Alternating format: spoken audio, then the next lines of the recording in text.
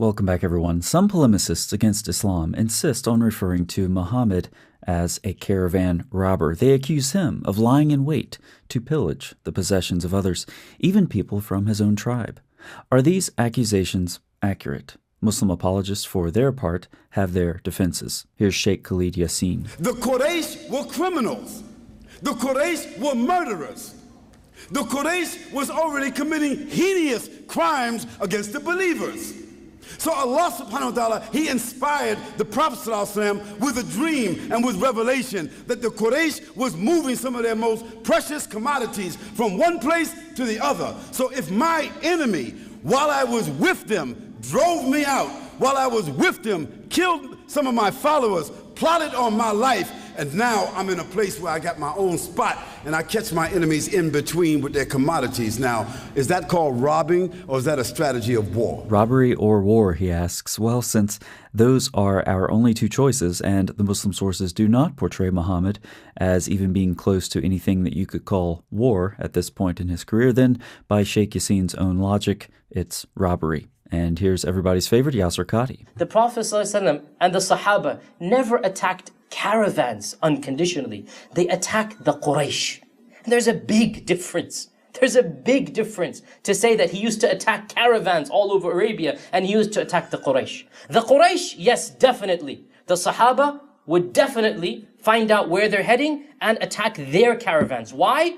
Because of 13 years of oppression, because of being expelled from their own countries and lands, because of confiscating their property. The Quraysh expelled the Muslims, took over all their money. The Sahaba had no money when they left for Medina, the Muhajirun. What these responses both have in common is the idea that Qadhi explicitly stated at the end of his idiotic blabbering. These people wronged us, we have the right to do this back to them. These people wronged us, we have the right to do this back to them. What Qadhi just stated is a recipe for perpetual crime and violence. By contrast, a recipe for stopping a cycle of violence is found in Jesus' words, which are directly opposed to the sentiments of Yasir Qadhi and his prophet. Jesus said, "Love your enemies, do good to those who hate you, bless those who curse you, pray for those who mistreat you. If someone slaps you on one cheek, turn to them the other also. If someone takes your coat, do not withhold your shirt from them." Now let me throw a curveball at you.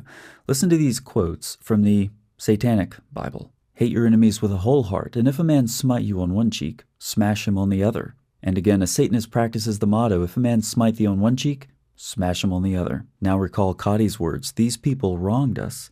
We have the right to do this back to them." Now, I'm not saying Qadhi is a Satanist per se, but when Muslim apologists' defense of their prophet puts them more in line with the ethics of the Satanic Bible than the Bible itself, you might have a problem. But then again, I guess not much has changed. Muhammad inadvertently recited Satanic verses. Muslim apologists inadvertently recite the Satanic Bible. But back to our original question. Was Muhammad a caravan robber? In this video, we're going to briefly survey 8 of Muhammad's early raids and incursions with the help of the most scholarly treatment of Muhammad's wars to date, a new monograph called Muhammad's Military Expeditions, a critical reading in original Muslim sources, written by Professor Ayman Ibrahim. These campaigns occurred within 2 years after Hijrah, but before the Battle of Badr, which took place in 624. Professor Ibrahim's interest in these accounts is from a religious history perspective primarily, since he's highly skeptical of the reliability of Muslim historiography. For our purposes, I want to outline these campaigns so that we can have a better understanding of how Muslim historians portrayed Muhammad's early career in Medina. What you see here is adapted from Chapter 2 of Ibrahim's book. 4 incursions are named after the commanders Muhammad selected, and 4 raids were led by Muhammad himself. Here they are summarized in chronological order. First, there's the incursion of Hamza bin Abd al-Muttalib. That occurred in Ramadan in the 9th month of the first lunar year after Hijrah, March 623. Muhammad sent him to intercept a caravan traveling from Greater Syria to Mecca. There were about 30 Muslims to 300 Meccans, and they were led by Abu Jahl, who viciously opposed Muhammad. His real name was supposedly Amr ibn Hisham. But a mediator was there who was a friend of both sides, and he intervened and prevented a fight. Apparently this was not an uncommon practice between Arab tribes at the time. Then there was the incursion of Ubaidah ibn al-Harith. That occurred in the 10th month of the first lunar year after Hijrah. That's about April 623. Muhammad sent him to intercept another caravan. The odds were roughly 60 Muslims to 200 pagans.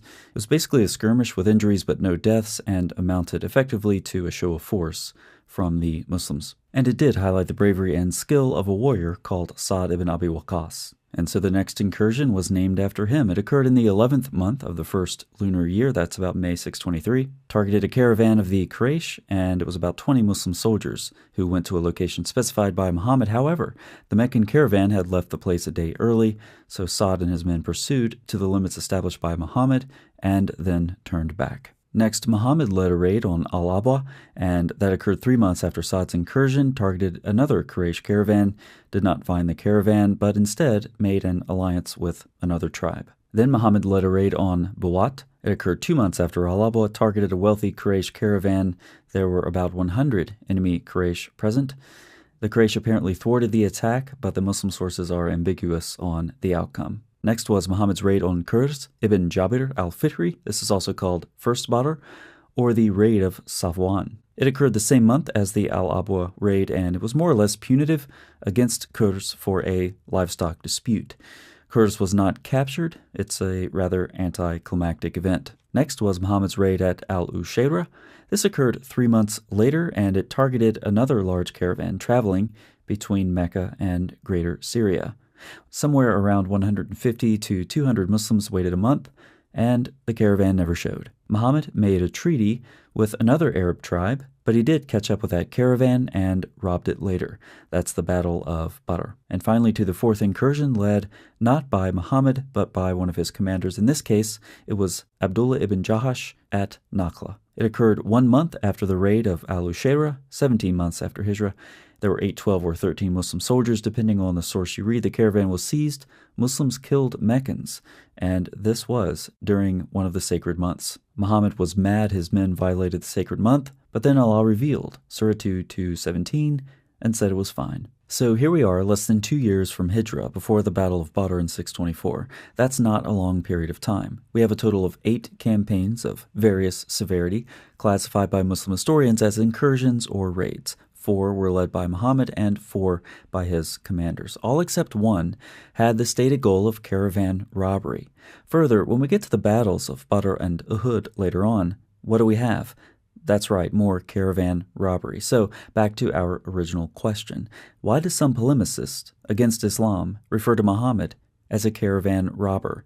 Because, as it turns out, he was a caravan robber, according to Muslim sources. And here, again, we see several differences between the Muhammad portrayed in the Muslim sources and the Muhammad portrayed in Muslim apologetics. Professor Ibrahim comments, classical Muslim historians, unlike today's scholars, did not seem to object to this depiction of Muhammad as a war initiator. After all, the Muslim military incursions are often depicted in historiographical accounts as a continuation of the tribal custom of fights to seize possessions, secure spoils, and defeat enemies. In a related comment, he says, while some may seek to depict the Muslim raids as different from the common raiding practices among 7th century Arabs, the Muslim sources do not support such a claim. Classical Muslim historians do not shy away from depicting Muhammad as a highwayman who seeks to intercept caravans and seize their possessions.